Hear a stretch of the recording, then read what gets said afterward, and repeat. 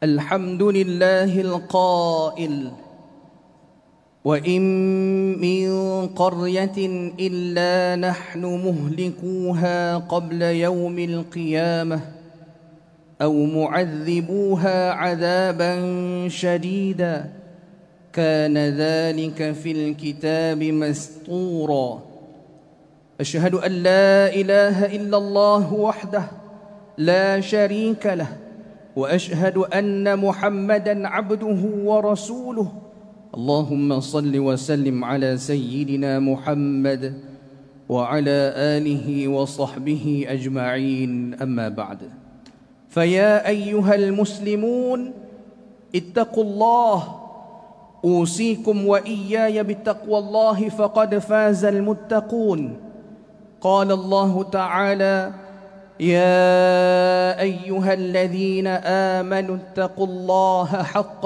تقاته ولا تموتن إلا وأنتم مسلمون.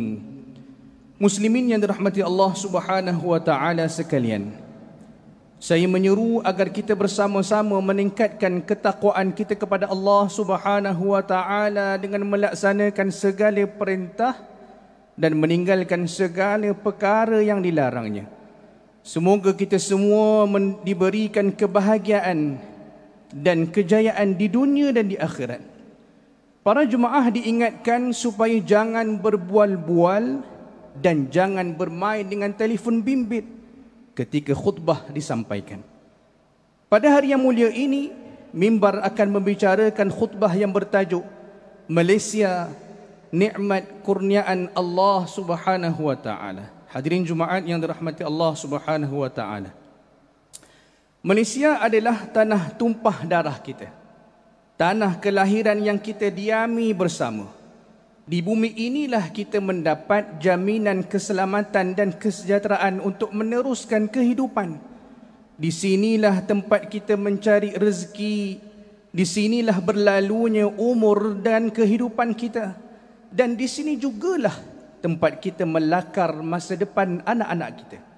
Oleh itu, marilah kita menyambut Hari Malaysia pada setiap 16 September bukan sekadar dengan acara sambutan, tetapi dengan kesedaran dan rasa cinta kepada tanah air, serta sentiasa berjuang untuk memajukan tanah air ini.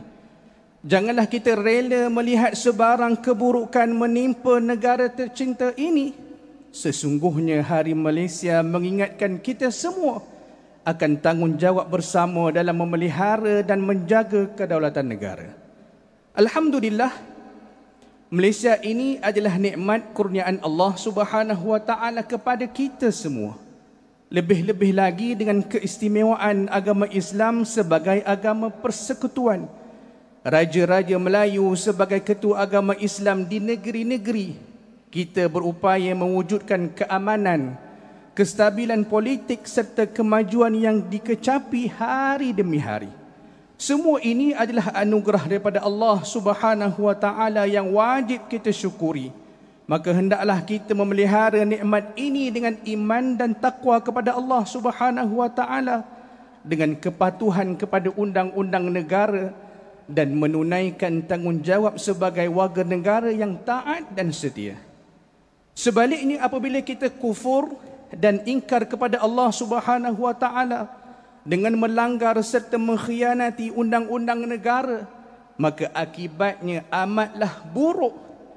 Berkemungkinan nikmat keamanan dan kemakmuran boleh ditarik oleh Allah Subhanahu wa taala pada bila-bila masa saja, hingga akhirnya negara ditimpa kemusnahan dan rakyatnya dilanda penderitaan.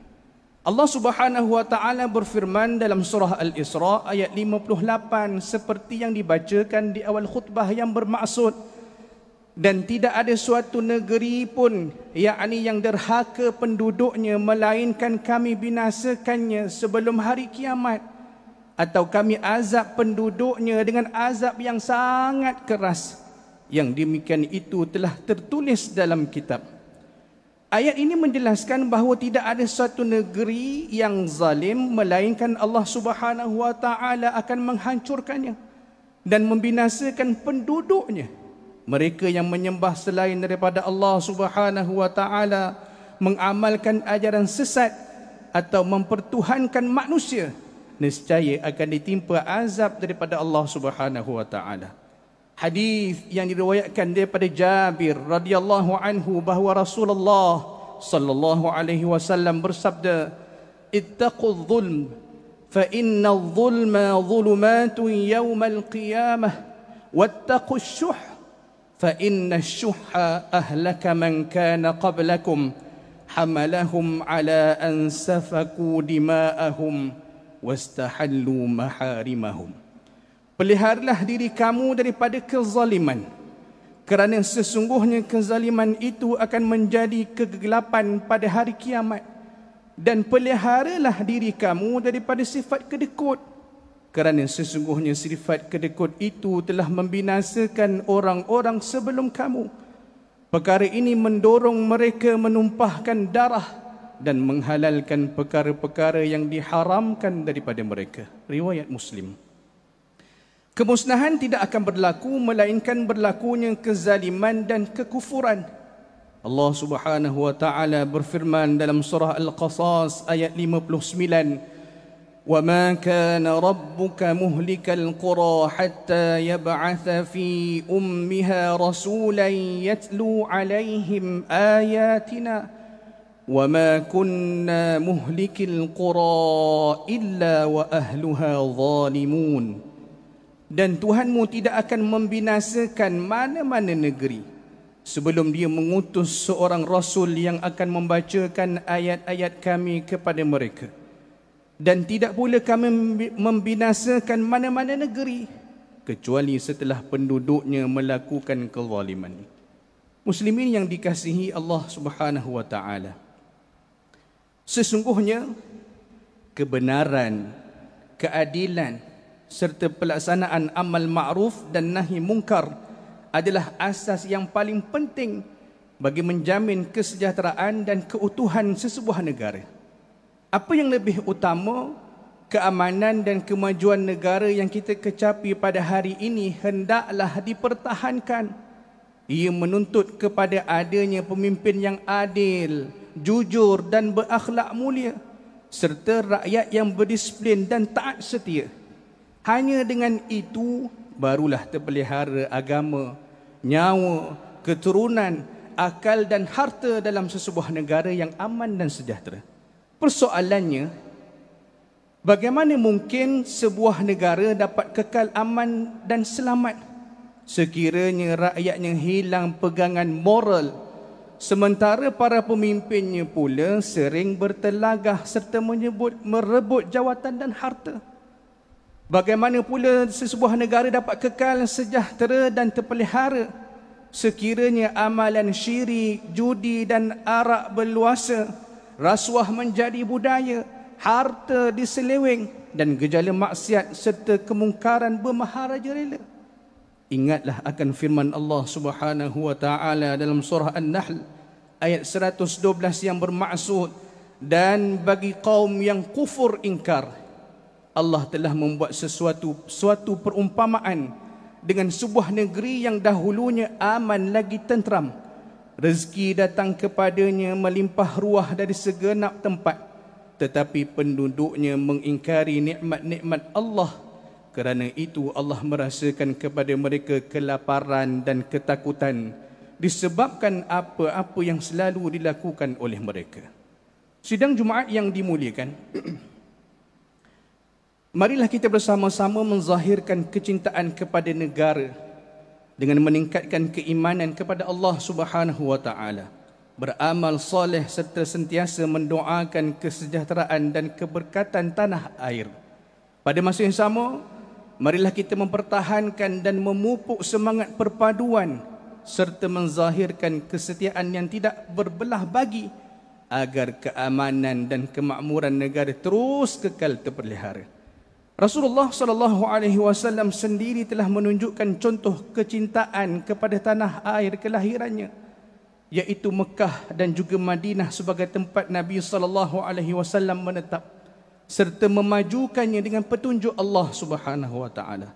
Bahkan Rasulullah sallallahu alaihi wasallam pernah berdoa sebagaimana hadis yang diriwayatkan daripada Sayyidatina Aisyah radhiyallahu anha, Allahumma habbib ilaina al-Madinah ka hubbina Makkah aw ashad. Ya Allah, jadikanlah kami mencintai Madinah seperti mana cinta kami kepada Makkah atau lebih lagi. Riwayat Al-Bukhari. Sesungguhnya bumi Malaysia yang kita pijak, inilah tanah tumpah darah kita. Di sinilah wajib kita semaikan kasih dan kecintaan kepada negara berpandukan Al-Quran dan sunnah Nabi SAW, agar keamanan dan kemajuan yang dinikmati ini terus berkekalan. Pada masa yang sama, kita juga bertanggungjawab menjaga kesucian agama, kesejahteraan hidup bermasyarakat, serta kedaulatan negara daripada sebarang ancaman, pencemaran, keganasan, kerosakan dan pencerobohan. Sesungguhnya negara kita ini adalah nikmat kurniaan Allah Subhanahu wa taala, amanah dan tanggungjawab kita bersama. Muslimin yang dikasihi Allah Subhanahu wa taala, mengakhiri khutbah pada hari ini beberapa perkara penting untuk menjadi panduan dan pegangan kita bersama. Pertama, umat Islam hendaklah meyakini bahawa negara Malaysia ini adalah nikmat kurniaan Allah Subhanahu wa taala yang wajib disyukuri. Kesyukuran itu dizahirkan dengan melaksanakan segala perintahnya, meninggalkan segala larangannya, serta menjadikan ajaran Islam sebagai panduan hidup dalam bernegara. Kedua, umat Islam hendaklah tampil sebagai umat contoh dengan berganding bahu membangunkan negara, memelihara perpaduan dan menjauhi segala bentuk perpecahan. Ketiga, umat Islam hendaklah meyakini bahawa Islamlah yang memelihara keamanan dan kesejahteraan sesebuah negara dengan menegakkan kebenaran dan keadilan, bukan dengan penipuan dan kezaliman. Hanya dengan itu akan terjamin kejayaan hidup di dunia dan juga akhirat. A'udzubillahi minasyaitonir rajim. يا أيها الذين آمنوا كونوا قوامين بالقسط شهداء لله ولو على أنفسكم أو الوالدين والأقربين إن يكن غنيا أو فقيرا فالله أولى بهما فلا تتبعوا الهوى أن تعدلوا وَإِن تَلْوُوا أَوْ تُعْرِضُوا فَإِنَّ اللَّهَ كَانَ بِمَا تَعْمَلُونَ خَبِيرًا.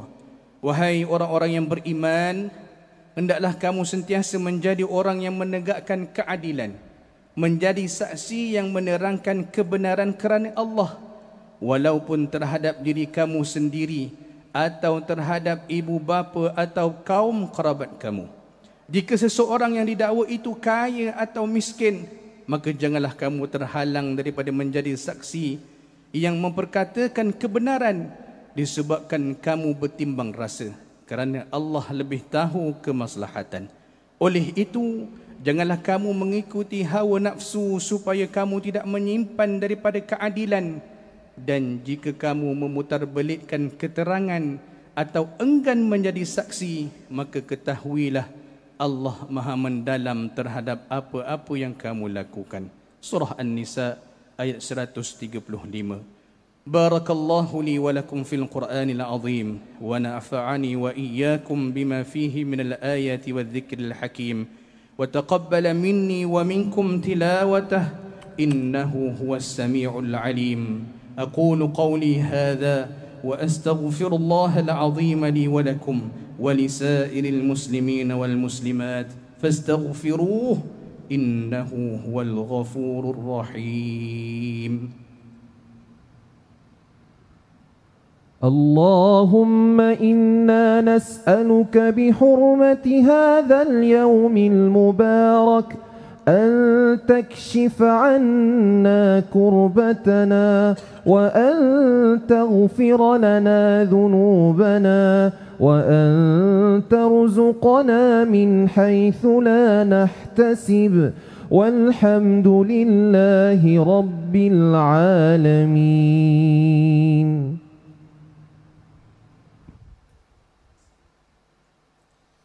الحمد لله الذي أنزل الشريعة هدى للناس ورحمة.